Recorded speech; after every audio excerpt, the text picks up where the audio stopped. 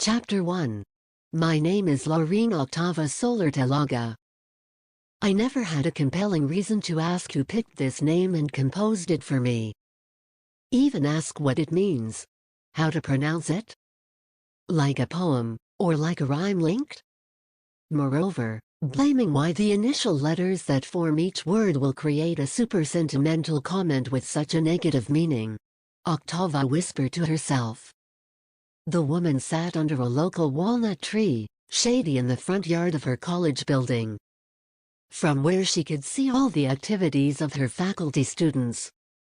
Octava looked ahead at a group of students sitting in a circle munching on their lunch. That's when she could feel her stomach growl, nearly throwing up. Behind the hustle and bustle of the campus-covered courtyard, Octava watched the public lecture hall open its door. The students came out with their bags on their shoulders, some carrying mock-ups of assignments, and Miss Ursula came out too. In her hand tucked a light blue folder containing attendance papers. Only that, Octava just realized that a female lecturer named Ursula never brought any teaching materials into class except for the attendance list of her students. No cell phones, no literature textbook. There are only two reasons. Maybe Miss Ursula remembers everything. From a physical point of view, Miss Ursula is not too old compared to other lecturers on this campus. It could be that her memory of the lecture material is still so fresh in her head. And her thick curly hair protected her head from the sun and rain. Nothing can evaporate or be washed away from there. She doesn't need to carry textbooks anymore because she remembers everything. Miss Ursula is quite an intelligent woman. The second is the opposite. It could be that Ursula was bragging. Whatever the theory is, the students don't care or even believe in their words too much. Octava herself didn't want to have any trouble with Miss Ursula. In the past, Octava was very enthusiastic about taking Miss Ursula's course. Miss Ursula is beautiful. She is firm-faced and confident. Miss Ursula moves like a model, but not a cheap model. Miss Ursula is authoritative. And Octava wants to have charisma like her lecturer. But yes, enthusiasm is not enough to make Octava pass the course. She has failed twice. If she fails again now, goodbye thesis. Thinking about how her mother would react if Octava failed her bachelor's degree because of one course, Octava snorted in disgust. Also, the way Ursula humiliated her in front of the class just now. Octava was still looking at Ursula, judging her clothes and the burgundy color of the high-heeled shoes the lecturer was wearing. Not cheap, she muttered. The long legs moved flexibly, and now they were close enough for the student to notice the throbbing leg muscles in her calves. It's not that Octava hates the subject of the courses. She couldn't understand how Ursula didn't release her from this course. It's been 3 times. And this is the last chance. Because next semester she had to stop looking back at the previous semester. Her final project was waiting. Unfortunately, Octava could not quickly leave this campus without passing this course. Octava snorted once more. Back to her mind somewhere. Ursula suddenly stopped in her tracks with the distance between the lecturer and the student.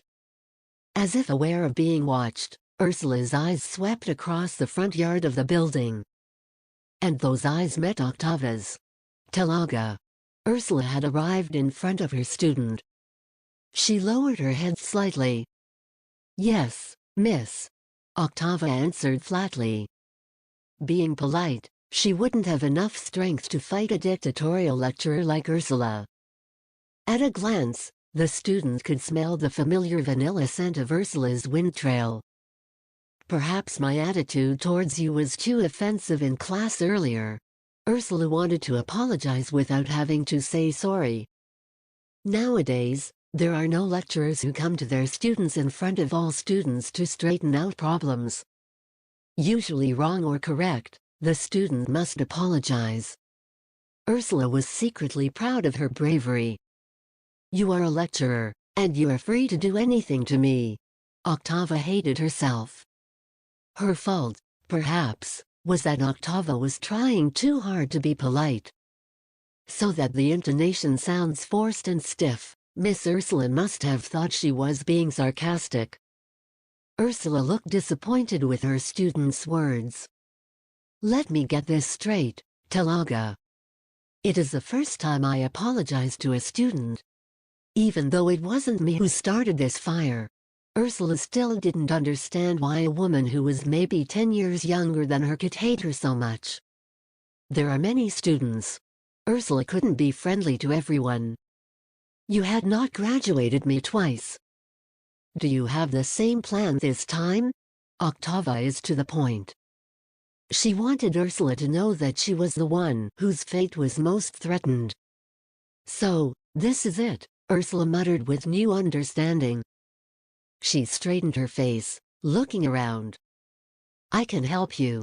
Follow me to the room, now. After saying that, Ursula turned around and then pushed her feet away. Although not wholly believing what she heard, Octava finally woke up lazily. While following the female lecturer, she patted the dust from the back of her jeans. Arriving in her office, Ursula threw the attendance list on her desk. This time was also the first time Octava was here, in the center of the interior of this lecture hall. Twice not passed the appreciation course, Octava has never submitted a claim or disapproval. When Ursula affixed D's and D's, the girl never realized why. She didn't care. College is just an excuse for her to live comfortably and ask her father for money. College was a way of talking to her father, something that showed her father cared about her. She didn't imagine her cell phone day going to work hard. Octava has no ideals. Until he dies, she remembers. Her life quickly changed. Her father left nothing for her nor her mother. Like it or not, now Octava has to finish college quickly. She had to catch up with everything she missed. Because her mother's second marriage is only a week away, they would soon be living in their mother's new husband's house. Follow all their rules. Then stepsister. Oh, Octava will be a real Cinderella. She had to devise a plan so she wouldn't be tortured. The thought of despair had consumed Octava, making it difficult for her to catch an A5-sized book that Ursula threw at her. Octava, who was late in focus, tried to gather herself again. She looked up to see Miss Ursula's face. We made a deal, Talaga, Ursula spoke indifferently, with her student's face looking disheveled. Octava picked up the book and flipped through the pages with artificial curiosity. Microscopic Lust, the title was mainly written in the middle of the stiff front page. Then Ursula Ward's name was written minor in the same font at the bottom. Read the book, discuss with me twice a week. Only for 3 months. Then I will pass you. Ursula spoke sternly, feeling that she had already been very generous, making a favorable offer to the girl. Only that? Octava was suspicious of the woman in front of her. Octava followed Ursula's class faithfully for 2 semesters, but the woman didn't pass her. She only had to discuss it twice a week for 3 months, and the professor promised to let her give. Octava studied her teacher's face. Her dark eyes, crooked nose and thin cheeks. It was difficult for Octava to judge her intentions and sincerity from the look on her expression. I never offer easy things, Talaga. She then handed a piece of post-it paper to the table. Write me your number here. Every time I call, you will be ready with the discussion material. Without a pause, Ursula spoke again, just making sure you read my book. Octava immediately wrote down her 12-digit private number there. Without further ado, she left Ursula's room. While watching Octava's shadow disappear behind the door, Ursula sat on the only chair in the room.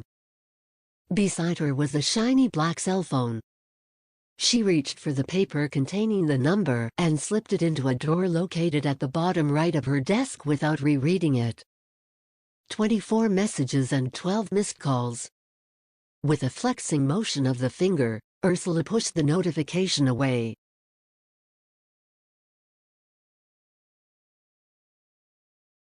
Chapter 2. Octava already knew what Amanda meant by suddenly talking to her. She knew her mother wanted to remarry. Octava knew her mother couldn't be alone. She knew her mother was still relatively young. She knows that gossip about her will be heard everywhere if Amanda doesn't marry. Everyone needs friends at least until old age and destiny is promised, said Amanda, continuing her short speech about what it's like to be a widow who lost her husband.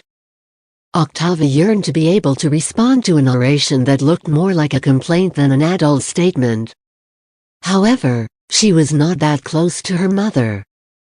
She sometimes felt almost abandoned. Even though Octava was sure that her mother loved her very much. The proof is only one. Until now, Octava has never been scolded or beaten. Maybe, Amanda can't express her love with words or a mother's hug. Perhaps action is better than sweet words. Octava feels that being in the Talaga family is far from the expectations of her neighbors and cousins regarding the legend of an only child. She was not very interested, even just thinking about what benefits she would get after her father died, because she didn't hear the news about the inheritance after her father's death.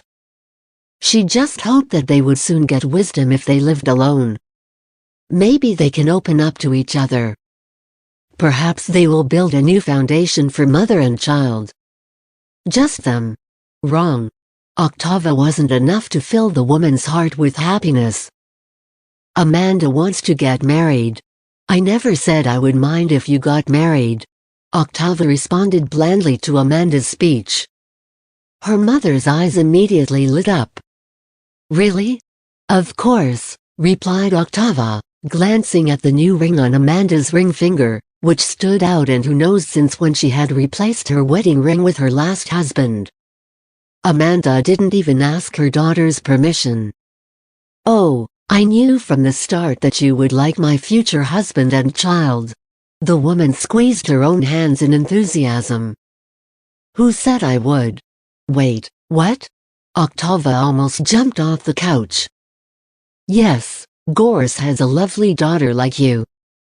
You will have a sister. Oh, you guys will become close friends who? The sound of the car door opening made Octava snap out of her memory of a month ago.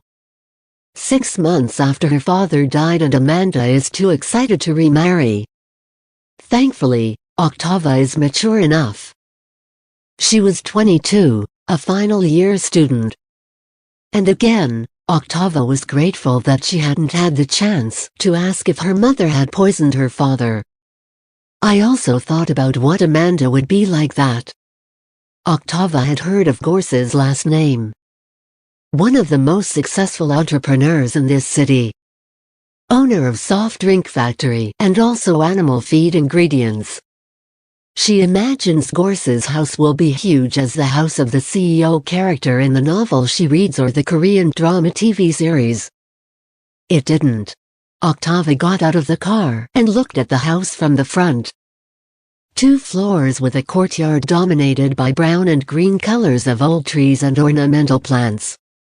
The place even looks like a colonial heritage site. Some parts of the house may have been modified, and other details have just been repainted. Octava hasn't decided to feel inferior or normal, because her father's family looks more prominent than her mother's fiancé's house. Her mother's future husband emerged from inside the house. He jogged to greet Amanda and Octava. His long arms are outstretched like an eagle ready to steal a mole in science books. Welcome. I'm so happy that you guys decided to move early. So, we will get to know each other before the wedding takes place, said Gors, holding Amanda's body. The man of her mother's choice had a bushy beard. His perfectly sharp nose made his clear eyes seem to sink. Does his profile resemble that of a scientist or a philosopher? The man's stature is similar to the paintings or statues of men in the Renewal Age Museum catalogs, better known as the Renaissance. Immediately after the awkward silence between the three of them, Gors cleared his throat, released his arms and hugged Octava. Octava's cheeks turned red from awkwardness. She didn't know that a man who was warm and well-acquainted was in her mother's favorite category. Octava considered whether or not to reciprocate the sincere hug. But it isn't straightforward. So Octava waited for Mr. Gors to let her go and let them into the not-quite-square door gap. Please enter Gors's humble house. This house is ancient. But I don't have the heart to change the old architecture. Helena wouldn't like it. She wants me to keep this thick wall. Gors didn't stop talking, though Octava didn't pay much attention. She was busy counting her steps, admiring everything she could barely describe in descriptive words about a fantastic collection of ornamental plants, well laid out and maintained. The front room of the house is full of old-fashioned products that always seem to be wiped with a vengeance. Sure, because the thick walls keep secrets well kept in this house. Gors glanced at his future wife. Octava pretended not to hear the older man's seduction. Gors's house does look. Old-fashioned lamp, mock teapot made of metal. Attractive wooden chairs, all the same color. Chocolate and pastels. She tossed with burgundy drapery and multicolored flowers in a sizable epic vase. Octava was amazed and only praised in her heart. But the girl knew that if she sold just one display here, she could pay the tuition fees for two poor students who graduated twice. Hey Octava, why are you just standing there? You should have been around looking for your new bedroom. Take a look at all the rooms, and tell me which one might make you feel comfortable. Gors chased away his stepdaughter to be in a sweet way. Octava nodded, turned her body almost 80 degrees, and started climbing the wooden fence staircase leading to the second-floor hallway, which Mr. Gors said contained several rooms that Octava could choose. In the other room, Helena had never really listened to her father's announcements 2 hours ago, a week ago, a month ago. She didn't care. She was still rolling lazily on her bed. Her messy room signified her non-negotiable mood. She threw her cell phone away, took off all the clothes that stuck to her body and only wore a light yukata without tying the straps. She paced again. A few seconds later, she picked up her phone and threw it again before the count of 10. Before fully venting her anger with the usual long sighs and screams when she was annoyed, Helena stretched all the muscles in her body. She stretched her arms up. She tiptoed her feet. Then the door to her room opened suddenly. The two girls who didn't know each other looked at each other. Octava and Helena were just as shocked, just as unexpected. Octava swallowed her embarrassment whole. Especially when she saw how smooth and clean the woman's skin in front of her was. She didn't expect this scene to make her gasp. And sanity is like tapping the crown. I'm sorry, I didn't mean to be presumptuous of entering someone's room without knocking, I guess. Octava hid her panic by lowering her head. Her hand was still stuck on the door handle. What else is this? Now she felt she had to be friendly and make small talk with the unethical woman. She had forgotten that another girl lived in a house this big. Helena stopped what she was doing. She sat in her place. The sparkle in her sharp eyes made Octava feel that her clothes were being slashed. Helena slowly tied her long hair carelessly and walked over to Octava. I told Dad not to hire maids or prostitutes in this house, she hissed. Helena approached the unlucky woman standing stiffly at the end of the door. Her voice was utterly round and calm, but the dagger, which was just a sound wave, had already pierced Octava's neck. And that invisible wound made her lose her breathing rhythm and caused a burning effect in her eyes. Helena was tall, and her nose was pointed like gorse. Her eyes were emerald green, her cheekbones high and haughty. Her hair was black, and Octava could imagine how soft the strands would feel when they touched her skin.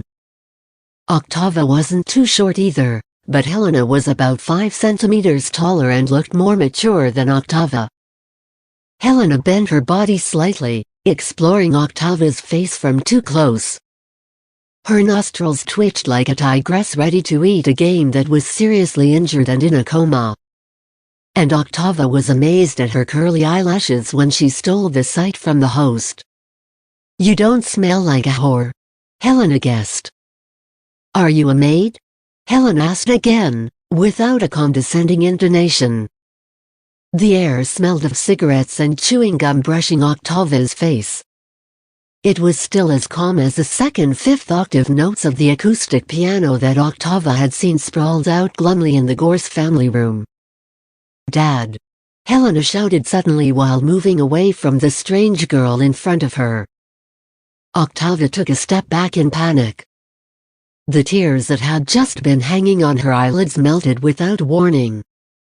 Then the sound of Gorse's footsteps came closer and closer. The man arrived just in time as Octava's body trembled with anger, awkwardness and nervousness mixed in her chest. "What did you do to her, Helena?" "It's Octava. Your future stepsister." "I told you, they arrived today." Gorse was angry as he explained. Or explain in anger. But the sound was just a sigh in Helena's ear, muffled by the cell phone ringing on the bed near them. Helena immediately walked away from them. All she cared about was her cell phone. "Hello?" Helena circled the bed. She clutched the phone to her ear and shoulder. She tied the rope of her yukata. Helena took a cigarette from her dresser and then turned to the door, where the father and the strange girl were still frozen. With a troubled face, Helena told everyone who was still standing at the entrance to leave with the tip of her hand.